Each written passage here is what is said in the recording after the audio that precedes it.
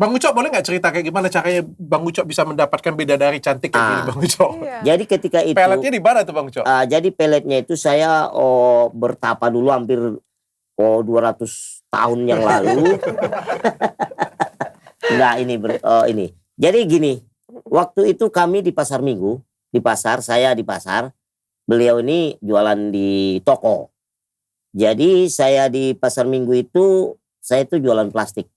Saat itu saya merantau ke Jakarta ini, sehingga aku melihat dia ternyata di toko itu, karena aku sering lewat situ, ini boleh juga nih, gitu ya kan, namanya laki-laki ya kan. Tapi saya nggak langsung nggak langsung mengatakan cinta, tidak. Jadi say hello aja dulu, seiring sejalan aja dulu gitu. Berarti pendekatannya juga nggak langsung satset gitu ya? Berarti 4 tahun Mbak. 4 tahun. 4 tahun kami berteman itu tidak pernah mengatakan cinta. Tapi selama 4 tahun itu Bang Ucok tuh sebenarnya suka, naksir.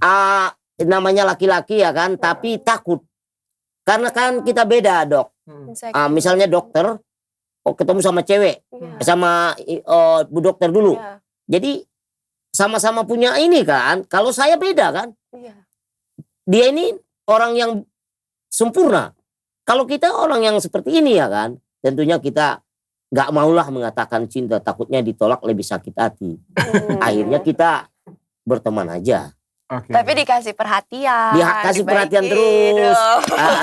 Itu ya, caranya. Iya, caranya seperti itu. Itu ya, triknya ya. Triknya gitu. Ada di saat kamu butuh. Iya.